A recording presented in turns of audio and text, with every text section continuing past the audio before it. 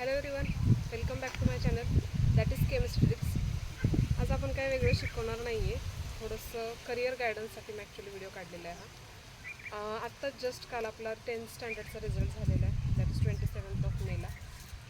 After 10th standard काय केलं पाहिजे स्टुडंटने, हा मोठा क्वेश्चन असतो. काय केलं पाहिजे? खूप इझी आहे. म्हणजे कुठलं ॲक्च्युली आपण करिअर निवडलं पाहिजे, कुठल्या ऑपॉर्च्युनिटीज आहेत. बऱ्याचशा स्टुडंटला हे माहीतच नसतं की आफ्टर 10th स्टँडर्ड काय करायला हवं. ठीक आहे, आज बघूयात या व्हिडिओमध्ये आपण आफ्टर 10 काय करूयात. ओके, पाहायला गेले तर तसे तुमच्याकडे 4 फील्ड आहेत. फर्स्ट वन आहे कुठल्याही साईडचं तुम्ही डिप्लोमा करू शकता. अनदर एक तर तुम्ही सायन्स घेऊ शकता, एक तर तुम्ही कॉमर्स घेऊ शकता, अदरवाईज तुम्ही विच वन आर्ट्स घेऊ शकता. ओके, हे 3 तर ठरलेलेच आहेत, सायन्स, आर्ट्स अँड कॉमर्सला. ओके, आणि अजून एक करिअर असतं, ते म्हणजे कुठलं असतं ॲक्च्युली आपलं कुठल्याही टाईपचं तुम्ही डिप्लोमा करू शकता ना. ठीक आहे, आता नक्की तुम्ही काय केलं पाहिजे बघा.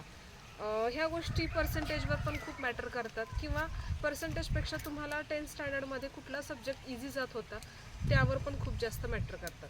सपोज तुम्हाला सायन्स आणि मॅथ्स हे 2 सब्जेक्ट व्यवस्थित वाटत असतील, म्हणजे याच्यामध्ये तुम्हाला खूप छान नॉलेज असेल, तर ऑब्व्हियसली तुम्ही सायन्स फील्ड व्यवस्थित करू शकता. सायन्स फील्डने तुम्ही पुढे जाऊ शकता, इझिली करू शकता ना. ठीक आहे, जर तुम्हाला मॅथ्स परफेक्ट आहे, सायन्सची थोडासा प्रॉब्लेम येत आहे, तर ऑब्व्हियसली तुम्ही बेस्ट ऑप्शन आहे तुमच्याकडे कॉमर्सला. ठीक आहे, ॲव्हरेज असेल मार्क्स, ओके चलो आर्ट्स तुम्ही करू शकता.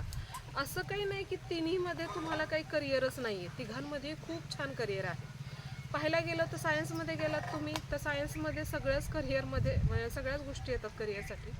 तसं फॉर एक्झाम्पल जर तुम्ही पी सी एम घेतलं तर तुम्ही इंजिनिअरिंगशी रिलेटेड कुठलेही कोर्सेस करू शकता. जर सपोज तुम्ही पी सी बी घेतलं तर डॉक्टरेटशी रिलेटेड, किंवा काय म्हणू शकतो आपण त्याला, फार्मसी करू शकता. ओके, याच्याशी रिलेटेड, किंवा नर्सिंगचे काही वेगवेगळे कोर्सेस असतात, तेही तुम्ही इझिली करू शकता ना. ठीक आहे, कॉमर्स जर घेतलं तर कॉमर्समध्ये काय आहे, कॉमर्समध्ये सगळ्यात महत्त्वाचा सब्जेक्ट असतो तो म्हणजे अकाउंट. म्हणजे तुम्हाला सगळ्यात इम्पॉर्टंट पार्ट आहे तो म्हणजे मॅथ्सचा. जर तुम्हाला मॅथ्स व्यवस्थित येत असेल तर अकाउंट तुम्ही इझिली करू शकता. त्याच्याशी रिलेटेड जर तुम्ही कोर्सेस पाहायला घेतलेत तर त्याच्याशी रिलेटेड कुठले कुठले कोर्सेस येतात, तुम्ही बेस्ट बँकिंग करू शकता. बँकिंगमध्ये तुम्ही वेगवेगळे सेक्टर असतात, असं काही नाही की फक्त बँकिंगमध्ये फक्त बँकिंगच करायचं. तुम्ही गव्हर्नमेंट जॉब पण तिथे करू शकता, गव्हर्नमेंटसाठी अप्लाय करू शकता. त्यानंतर बी सी ए करू शकता, बी बी ए करू शकता.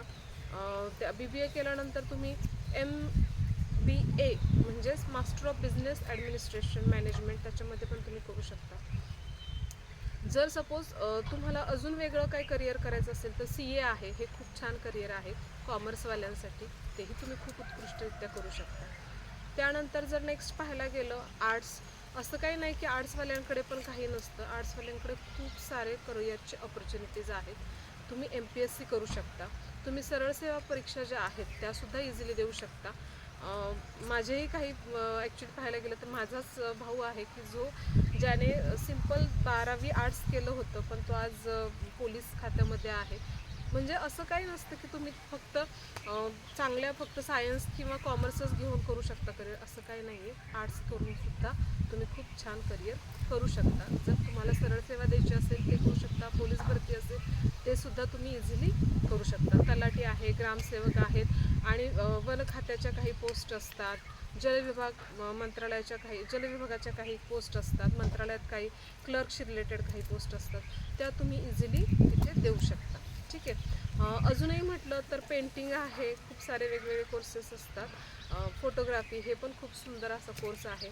त्याच्यानंतर जर तुम्ही 12th नंतर किंवा 10th नंतर म्हटलं तरी करू शकता तुम्ही. मास कम्युनिकेशनशी रिलेटेड कोर्सेस आहेत, ते पण खूप छान ॲक्च्युली ऑपॉर्च्युनिटी आहे आत्ताच्या नवीन युगामध्ये, ती सुद्धा तुम्ही करू शकता. ठीक आहे, आता हा जो पार्ट आहे हा कॉमर्स आणि आर्ट्सशी रिलेटेड झाला. सायन्समध्ये तुम्ही कुठल्या कुठल्या कोर्सेस करू शकता, मी मगाशीच सांगितल्याप्रमाणे तुम्ही PCB आणि PCM हे 2 ग्रुप आहेत आपले, किंवा PCMB, दोन्ही ग्रुप एकत्र घेऊनसुद्धा तुम्ही वेगवेगळे कोर्सेस करू शकता ना. ठीक आहे, जर सपोज तुम्हाला PCBच घ्यायचं असेल तर PCBमध्ये फक्त डॉक्टरेट किंवा नर्सिंगच नाही आहे, त्याच्याशी रिलेटेड अजूनही खूप सारे कोर्सेस आहेत. ते 12th नंतर तुम्हाला जास्त डीपली बघता येतीलच.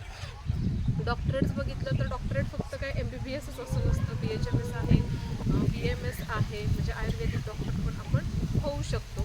त्याच्याशी रिलेटेड जर तुम्ही शॉर्ट टर्म कोर्सेस घ्यायला घेतलात तर ते सुद्धा आहेत त्याच्याशी रिलेटेड. DMLT तुम्ही करू शकता. ओके, हे सगळे PCBशी रिलेटेड झाले. सपोज जर तुम्ही PCMशी रिलेटेड करायला गेला तर एअरफोर्स आहे, त्यानंतर तुम्ही नेव्हीमध्ये जाऊ शकता, NDAमध्ये करू शकता कोर्सेस. त्यानंतर वेगवेगळं पायलटशी रिलेटेड म्हटलं तरी सुद्धा ते खूप सुंदर कोर्सेस आहेत ॲक्च्युली पाहायला गेलं तर. इंजिनिअरिंगशी रिलेटेड तर भरपूर सारे कोर्सेस आहेत, ते करू शकता. ठीक आहे. आता ह्या तिघांमध्ये जर कॉमन बघितलं तर तिन्ही साईड घेऊन तुम्ही आफ्टर 12 तुम्ही BCA पण करू शकता किंवा MCA पण करू शकता ना. ठीक आहे. हे झालं. त्यानंतर तुम्ही आता पाहायला गेलं तर 2019 पासून शिक्षक भरती पण चालू झालेली आहे. DED, BEd, MEd हे सुद्धा कोर्सेस तुम्ही आफ्टर 12 इझिली करू शकता. त्याच्याशी रिलेटेडही ॲक्च्युली खूप छान कोर्सेस आहेत. केंद्रप्रमुखाच्या जागा पण खूप साऱ्या निघत आहेत आता सध्याला, ते सुद्धा तुम्ही इझिली काय करू शकता, त्याच्याशी रिलेटेड कोर्सेस करू शकता.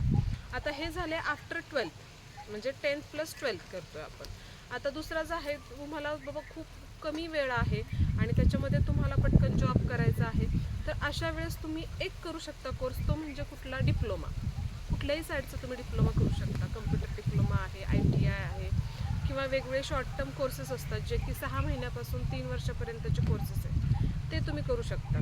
ठीक आहे. मग त्यामध्ये पण खूप जास्त ॲक्च्युली अपॉर्च्युनिटी आहे. फक्त एवढाच प्रॉब्लेम येतो की त्याचं payment as compare to after 12 degree केल्यानंतर जे भेटतं पेमेंट, त्यापेक्षा थोडंसं याचं पेमेंट काय असतं ॲक्च्युली कमी असतं. तर हे झाले ॲक्च्युली आफ्टर 10th तुम्ही काय करू शकता, डिप्लोमा करा किंवा 12th करा. ॲक्च्युली बघायला गेलं तर बेस्ट ऑप्शन डिप्लोमापेक्षा मला असं वाटतं की तुम्ही 12th कंप्लीट करा अगोदर आणि त्याच्यानंतर डिग्री करा.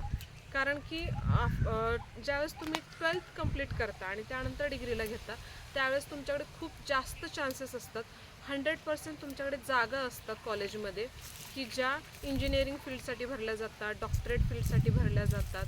ओके. पण जर सपोज तुम्ही फक्त ITI करायला गेला तर ITIमध्ये काय होतं की पहिले 3 वर्ष तुम्ही ITIच्या आफ्टर 10th करणार आहात, तो तुमचा डिप्लोमा झाला. त्यानंतर जर तुम्हाला डिग्री करायची असेल तर डिग्रीला डायरेक्ट तुम्हाला सेकंड इयरला ॲडमिशन भेटतं.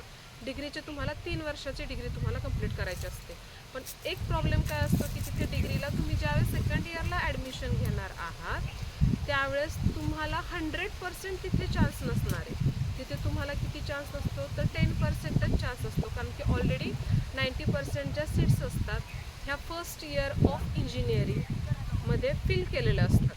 सेकंड इयर ऑफ इंजिनिअरिंगमध्ये फक्त 10%च जागा शिल्लक असतात, ज्याच्यामध्ये तुम्हाला काय करायचं असतं तर कॉम्पिटिशनमध्ये जायचं असतं किंवा ॲडमिशन घ्यायचं असतं. त्यामुळे तिथे तुम्हाला स्कोर जो आहे तुमचा डिप्लोमाचा 3rd इयरचा, तो अबाव 95 किंवा अबाव 90% अप्रॉक्सिमेटली असलाच पाहिजे, जो की मिळणं फार मुश्किल असतं. ठीक आहे. आय होप सो की तुम्हाला, मला असं वाटतं की खूप सारे इन्फॉर्मेशन मिळाले असेल की after 10th what you can do now. ठीक आहे. असेच जर माझे व्हिडिओज तुम्हाला आवडत असतील तर प्लीज माझ्या चॅनलला लाईक करा, शेअर करा अँड सबस्क्राईब करा. Okay, thank you.